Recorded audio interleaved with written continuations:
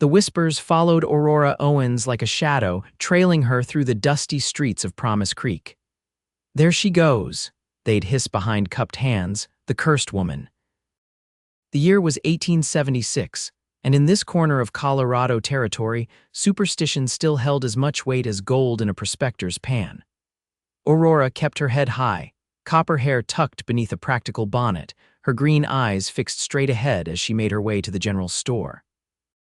3 years had passed since the drought that coincided with her arrival, 2 since the mine collapsed the day after she'd walked past it, and 1 since the mysterious fever that struck down 12 townsfolk the same week she'd sold them herbal remedies for common ailments. The fact that 15 survived thanks to her care was conveniently forgotten. "Morning, Mrs. Peterson," Aurora said pleasantly as she approached the counter, refusing to acknowledge the way the older woman clutched her handkerchief to her chest as if it might ward off evil. "What do you need today?" Mrs. Peterson asked curtly, keeping her distance. "Just flour and coffee, please, and perhaps some sugar if you have it." Mrs. Peterson gathered the items quickly, sliding them across the counter rather than handing them to Aurora directly. "That'll be 75 cents. Aurora counted out the coins carefully, placing them on the worn wooden surface. As she reached for her purchases, the store's bell jingled, announcing a new customer. The air in the room seemed to change immediately, charged with a different kind of energy. "Madam," said a deep, unfamiliar voice behind her. Aurora turned to find herself looking up at a tall man with sun-bronzed skin and eyes the color of a storm-touched sky. Dust coated his denim pants and cotton shirt, and the stubble on his jaw suggested several days of hard riding. The hat he removed respectfully was well worn, as were the boots that had clearly seen their share of trails. "Sir," she replied with a polite nod. "Rowdy Zimmerman," he introduced himself, extending a calloused hand that made Mrs. Peterson gasp audibly. Without hesitation, Aurora placed her smaller hand in his. "Aurora Owens. Pleasure," he said, and she was surprised to find she believed him. "Just rode in, looking for work." Mrs. Peterson found her voice. "Mr. Zimmerman, you should know that I need a ranch hand," interrupted a booming voice from the doorway. Samuel Hartford, owner of the Double H Ranch, stood with his thumbs hooked in his belt loops. "If you can ride and rope, the job's yours." "Can do both since I was knee-high to a grasshopper," Rowdy answered, his eyes lingering on Aurora for a moment before turning to Hartford. "Good. $5 a week plus room and board." Hartford nodded toward Aurora. "And some free advice. Folks around here keep their distance from Miss Owens." "For good reason." Aurora gathered her purchases, her cheeks burning. "Good day," she murmured, hurrying toward the door. "Miss Owens," Rowdy called after her, causing her to pause despite herself. "Hope to see you around town." The townsfolk within earshot fell silent, and Aurora felt their stares like physical things pressing against her back. "I doubt that would be wise, Mr. Zimmerman," she replied softly before stepping out into the harsh sunlight. By the time Aurora reached her small cabin at the edge of town, nestled against the foothills where the ponderosa pines began to claim the land, her anger had simmered down to a familiar resignation.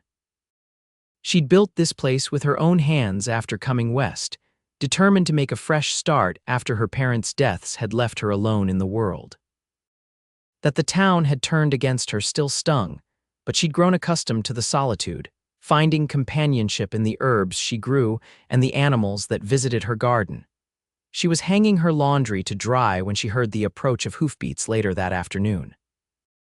Shading her eyes against the sinking sun, she watched as Rowdy Zimmerman guided his dun gelding up the narrow path to her door. "Mr. Zimmerman," she called out, "you're a long way from town." He dismounted with the fluid grace of a man who'd spent most of his life in the saddle. "Hartford sent me to deliver a message to old man Jenkins, whose place is up the mountain. Thought I'd stop and introduce myself properly. You've been warned about me, I imagine." His smile revealed a dimple in his left cheek, several times over. "Apparently you've caused everything from cattle dying to wells running dry. Don't forget the Cooper baby born with a caul," she added dryly. "That too." He stepped closer, leading his horse. "Thing is, Miss Owens, I don't much hold with superstition." "Is that so?" My mother was Cheyenne. taught me to look beyond what people say and see with my own eyes. His gaze traveled over her garden with its neat rows of plants. You're a healer. It wasn't a question. Aurora's hands stilled on the damp fabric of her dress. My grandmother taught me, the plants, their properties. It's science, not witchcraft, though folks around here can't seem to tell the difference. Most folks see what they expect to see, Rowdy said. Mind if I water my horse? Been a long ride. Aurora gestured toward the well. Help yourself. As he led his horse to drink, she studied him surreptitiously. He moved with confident purpose, his broad shoulders straight, his manner direct but not threatening. There was something refreshing about his lack of pretense. How long have you been riding? She asked when he returned. Most of my life. Worked cattle drives from Texas to Kansas, scouted for the Army for a spell, did some silver mining in Nevada. He shrugged, never stayed in one place too long. And now Promise Creek, for now. He looked at her garden again. Those valerian roots, surprised, Aurora nodded. For sleep troubles and nervousness. Ma used to make tea from them, bitter as sin but effective. A small laugh escaped her. That it is. What else you growing here? For the next hour, Aurora showed him through her garden, pointing out the echinacea for inflammation, yarrow for wounds, and wild roses for tea. Rowdy listened attentively, asking questions that revealed a genuine interest and knowledge that surpassed what most men bothered to learn about women's work. As the sun began to sink behind the mountains, painting the sky in shades of amber and violet, Rowdy reluctantly returned to his horse. I should get to Jenkins before full dark. Aurora nodded, suddenly aware of how much she'd enjoyed the conversation. It's another 4 miles up the trail. The path gets narrow past the lightning-struck pine. I'll find it. He mounted smoothly, settling into the saddle before tipping his hat to her. Thank you for the water and conversation, Miss Owens. You're welcome, Mr. Zimmerman. Rowdy, he corrected, never much cared for formalities. Aurora, then, his smile widened. Pretty name, suits you. He turned his horse and rode away, leaving Aurora standing in her yard with an unfamiliar warmth spreading through her chest. It had been so long since anyone had spoken to her like a normal person that she'd almost forgotten how it felt. That night, as she prepared her simple dinner of rabbit stew, Aurora caught herself humming something she hadn't done in years. The next morning brought Eliza Thompson to Aurora's door, clutching her swollen belly and panting through contractions. Despite the rumors, the women of Promise Creek still came to Aurora when their time drew near, though they did so secretly, slipping away to her cabin when labor began. My husband doesn't know, Eliza gasped as Aurora helped her inside. He thinks I've gone to my sister's in town. It's all right, Aurora soothed, guiding her to the bed she kept prepared for such occasions. I've delivered plenty of babies, including your first. Hours passed as Eliza labored, the sun climbing high before beginning its descent. Aurora wiped the young mother's brow, offered sips of water, and monitored the progress with practiced hands. It's coming fast now, she encouraged as Eliza bore down. One more good push. The baby slid into the world with a lusty cry just as the sound of approaching horses broke the afternoon quiet. Aurora quickly cut the cord and placed the squalling infant, a healthy boy, on his mother's chest before moving to the window. Sheriff Dalton and 3 men, including Eliza's husband Robert, were dismounting outside.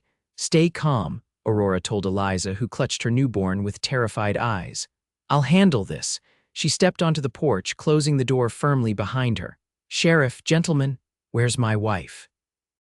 Robert Thompson demanded, his face flushed with anger. Her sister said she never arrived in town. Mrs. Thompson is resting, Aurora replied evenly. She's just delivered your son. Robert's expression shifted from anger to confusion to horror. You delivered my child. God Almighty, what curse have you put on him? Sheriff Dalton put a restraining hand on Robert's arm.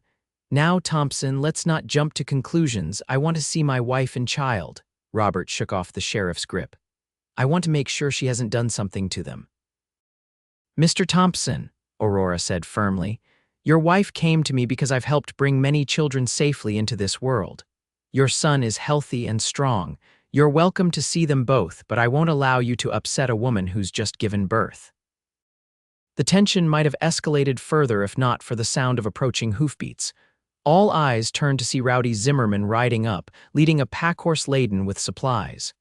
"Afternoon," he greeted, his expression revealing nothing as he took in the scene. "Everything all right here?"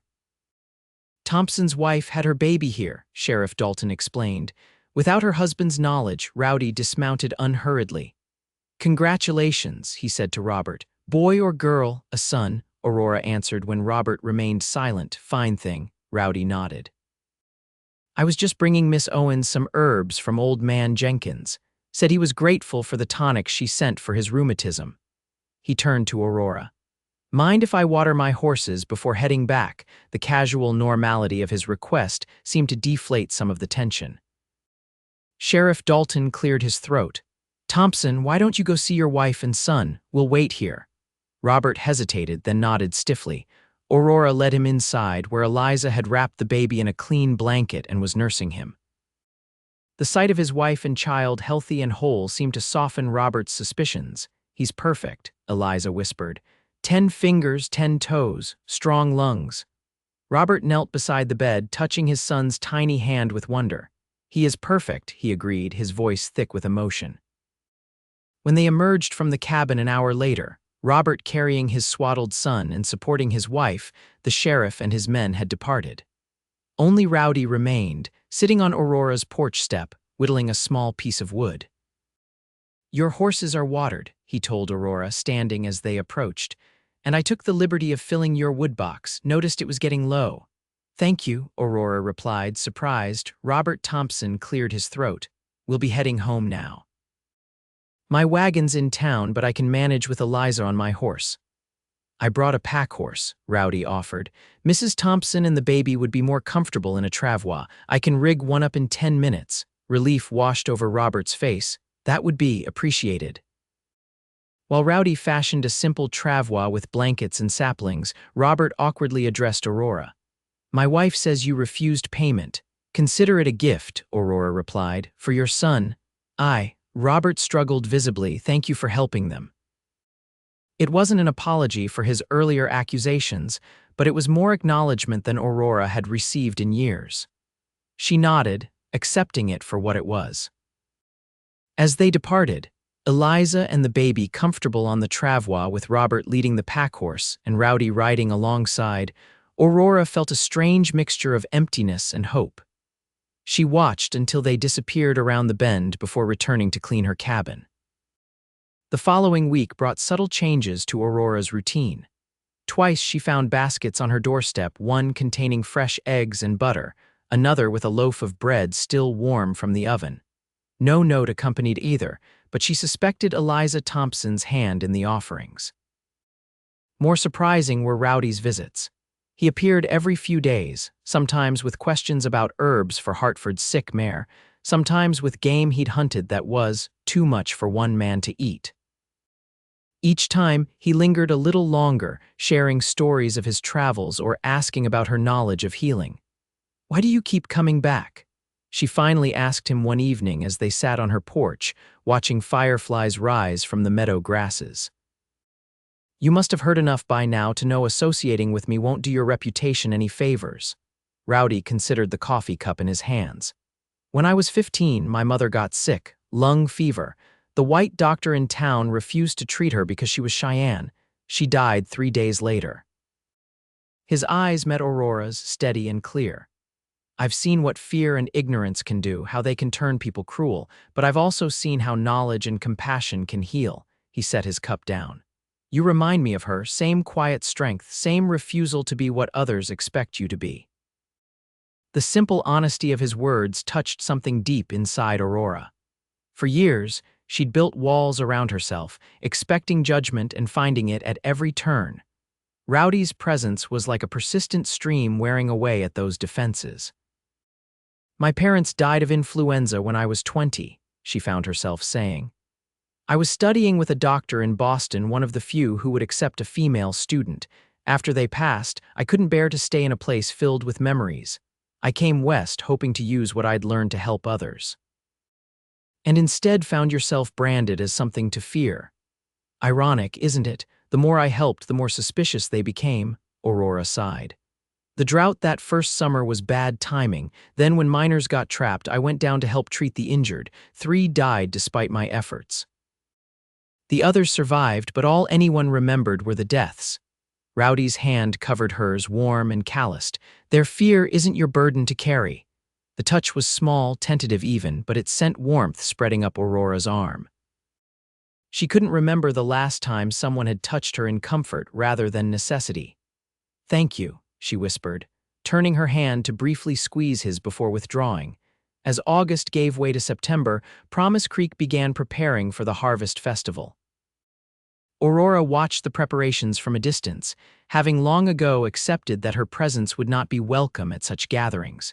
She was surprised, therefore, when Mayor Phillips's wife appeared at her door one afternoon. "Miss Owens," Clara Phillips said stiffly. "The festival committee requires additional healing supplies in case of accidents during the celebrations. Sheriff Dalton suggested we consult you." The request was grudging at best, but Aurora recognized it as the small overture it was meant to be. "I'd be happy to prepare some supplies." "For burns, cuts, and the like, yes, and perhaps—" Clara hesitated. "Something for headaches. The men do tend to overindulge." Aurora bit back a smile. "Of course, I'll have everything ready by tomorrow." True to her word, Aurora prepared packets of herbs, salves, and tinctures, carefully labeled with instructions. When Rowdy arrived the next day to take her on their now regular ride along the ridge, she asked if he might deliver them to town for her. "I'd rather you deliver them yourself," he said. "Come to the festival with me." Aurora stared at him. "You can't be serious, completely serious." His expression was determined. "It's been 3 years, Aurora. The Thompson baby is thriving. Robert's been telling anyone who'll listen how you saved both mother and child. People are starting to question the old rumors. That doesn't mean they want me at their celebration. Maybe not all of them, but some do." He stepped closer. "I do." The invitation hung between them, weighted with more meaning than the simple words conveyed. In the weeks since they'd met, something had grown between them, a connection neither had put into words, but both felt with increasing intensity. "What exactly are you asking, Rowdy?" His blue-gray eyes held her steadily. "I'm asking if you'll accompany me to the Harvest Festival, as my guest, my companion." The unspoken implications made Aurora's heart race. "People will talk." A smile tugged at his lips. "People always talk. Question is, are we going to let that stop us from living?" 2 days later, Aurora found herself walking beside Rowdy toward the town square, wearing her best dress, a deep blue calico she'd sewn but never had occasion to wear. She carried her basket of medical supplies, using it almost as a shield as they approached the festivities. Conversations paused as they passed. Heads turned, whispers followed. "Miss Owens brought healing supplies," Rowdy announced to Clara Phillips with casual authority. "Where would you like them?" Clara, visibly flustered by Aurora's presence, indicated a table near the edge of the square. "Perhaps over there." As Aurora arranged her offerings, a small voice piped up beside her. "Are you really a witch?" She turned to find a young girl of about 7 regarding her with frank curiosity. Before Aurora could respond, Rowdy crouched down to the child's level. "Do you know what a witch is, little lady?" he asked gently. The girl considered this. "Someone who does magic, some might say that." Rowdy glanced up at Aurora with a smile. "Miss Owens knows how to use plants and herbs to help people feel better when they're sick. Some folks who don't understand might call that magic, but it's really knowledge and skill. Like how my ma knows which plants are good to eat and which aren't, exactly like that." The girl seemed to process this information before declaring, "I don't think you're scary at all," to Aurora. "Thank you," Aurora replied, oddly touched by the child's assessment. "That's very kind of you to say." "Emma," a woman hurried over, her expression anxious as she pulled the girl away. "I told you to stay with your brother. But Ma, I was just talking to, I know who you were talking to." The woman shot Aurora a distrustful glance. "Come along now." As they walked away, Rowdy straightened. "Progress comes in small steps." "It does," Aurora agreed, surprised to find she wasn't as hurt by the interaction as she might once have been. Perhaps Rowdy's steady presence beside her was acting as a buffer, or perhaps she was finally learning to let go of others' perceptions. The festival proceeded with music from fiddles and banjos, tables laden with food, and children running games of tag between the stalls. Aurora remained at the edges of the celebration, but as the afternoon wore on, more people approached her table, some with genuine medical questions, others with transparent curiosity about the woman brave enough to come among them. When twilight descended, lanterns were lit and a space cleared for dancing. Rowdy, who had never strayed far from Aurora's side, extended his hand. "May I have this dance?" Aurora hesitated. "Are you sure?" "Never been more sure of anything in my life." The music swelled a simple waltz as he led her to the edge of the dancing area. His hand at her waist was respectful but firm, guiding her into the steps with surprising grace for such a tall man. "Where did a cowboy learn to dance like this?" she asked, acutely aware of every eye upon them. "My father was a dancing master before he came west," Rowdy replied, his eyes crinkling at her surprise. "Taught fancy folks in St. Louis how to waltz and quadrille, said it was the only useful skill he could pass on to me besides how to read. You're full of surprises, Rowdy Zimmerman." "So are you, Aurora Owens." They completed 2 circuits of the floor before the music ended. As they paused, a commotion erupted from the far side of the square. "Help, someone help," a man shouted. "It's Jenkins." Aurora and Rowdy hurried toward the gathering crowd. Old man Jenkins lay on the ground, his face ashen, one hand clutching his left arm. "Stand back," Aurora commanded, dropping to her knees beside him. "Mr. Jenkins, can you hear me?" The old man's eyes fluttered. "Can't breathe right," he gasped. "Arm hurts something awful." Aurora quickly assessed his symptoms: the gray pallor, the pain radiating down his left arm, the shortness of breath. "Heart trouble," she murmured. Raising her voice, she called, "I need my basket and help getting him somewhere quiet." To her surprise, several men immediately moved to assist, lifting Jenkins carefully. Sheriff Dalton pointed toward his office across the square. In there, working swiftly, Aurora crushed dried foxglove leaves into a tea, adding honey to make it palatable. While it steeped, she loosened Jenkins's collar and had him propped up to ease his breathing. "This will help steady your heart," she explained, helping him sip the bitter liquid. "Slowly now." Outside the sheriff's office, the festival continued, but a steady stream of townsfolk stopped by to inquire after Jenkins's condition. Word spread that Aurora was treating him, and rather than the suspicion she expected, she sensed curiosity and even respect in their questions. Hours passed before Jenkins's color improved and his breathing eased. By then, the festival was winding down, fires banked to glowing embers, most families headed home. "You should rest here tonight," Aurora told Jenkins. "Sheriff, can he use your cot?" Dalton nodded. "Already planned on it." "I'll keep an eye on him." "I'll check back in the morning with more medicine," Aurora promised. She gathered her supplies, suddenly aware of her exhaustion. Rowdy waited for her outside, holding the reins of 2 horses. "Thought you might appreciate a ride home." The night air had grown cool, stars blazing overhead in the clear mountain sky.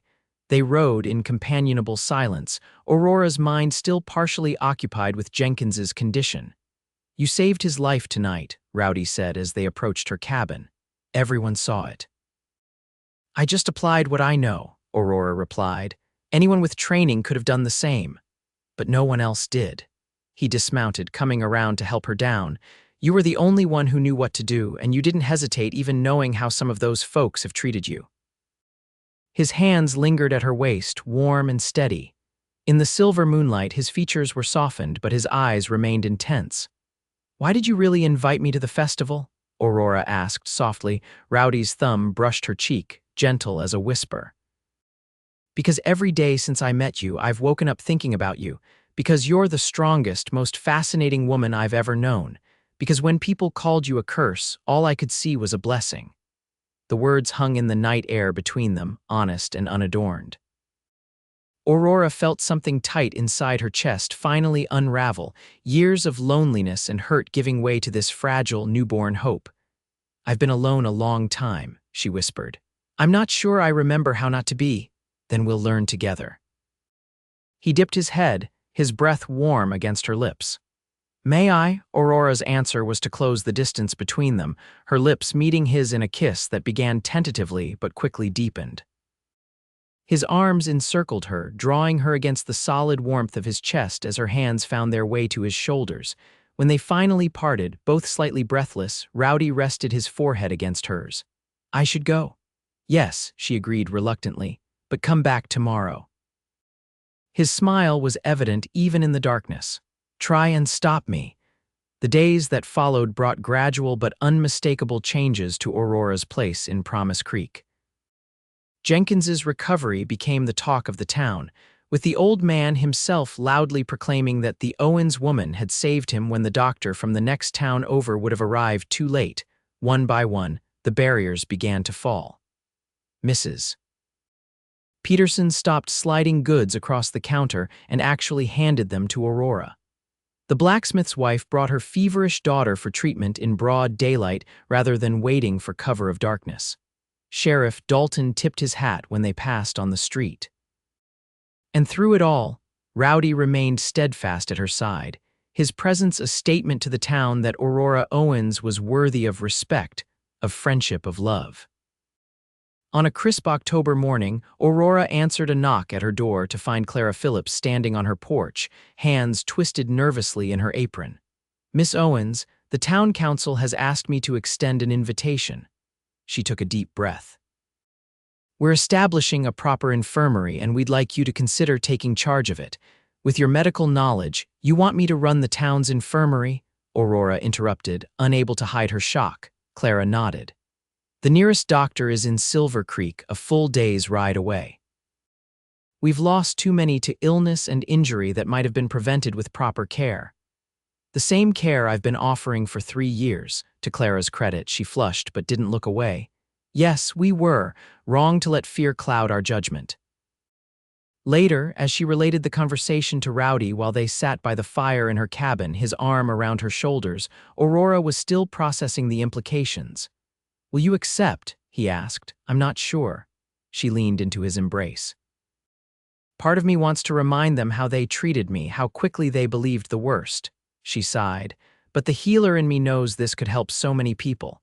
Whatever you decide, I'll support you." He pressed a kiss to her temple. "Though I admit, the thought of you having a place in town has its appeal." "Oh, well, this cabin is mighty far from the ranch," he said casually. "Makes courting you properly a challenge." Aurora turned to face him. "Is that what you're doing, courting me properly?" Rowdy's expression grew serious. "Aurora Owens, from the moment I took your hand in that store, I've been falling in love with you. Every day that passes only confirms what I felt then, that you're the woman I want to spend my life with." Aurora's heart swelled with emotion. "Even if people still whisper, even if some never accept me, let them whisper." His hands cradled her face. "I know the truth. Where they see a curse, I see my greatest blessing."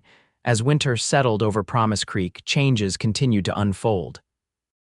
Aurora accepted the position at the new infirmary, a small but tidy building near the center of town.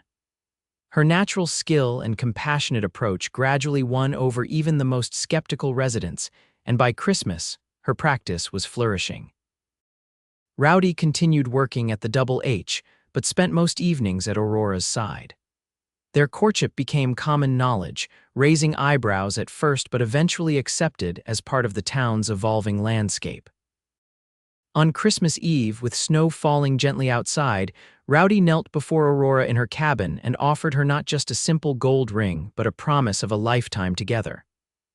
"I can't offer you riches or fancy things," he said, his voice husky with emotion. "But I can promise to love you every day of my life, to stand beside you through whatever comes, and to remind you always that you are a blessing, my blessing in this world." Aurora's tears fell freely as she accepted both the ring and the promise. "And I promise to love you with all that I am, to heal what hurts, and to build a life with you that honors both our pasts while creating our own future." They married on New Year's Day of 1877, with most of Promise Creek in attendance. As they spoke their vows in the small church, Aurora looked out at the gathered faces, some now friendly, some still uncertain, but all present to witness this new beginning. Later, at the celebration in the town hall, Jenkins raised his glass in a toast. "To the healer and her cowboy," he called out. May they remind us all that judgments made in ignorance can blind us to the blessings right before our eyes. To the healer and her cowboy, echoed the townspeople. As Rowdy drew Aurora into his arms for their first dance as husband and wife, he whispered against her ear, "They used to call you a curse." She smiled up at him, her heart full, until the cowboy said I was his blessing.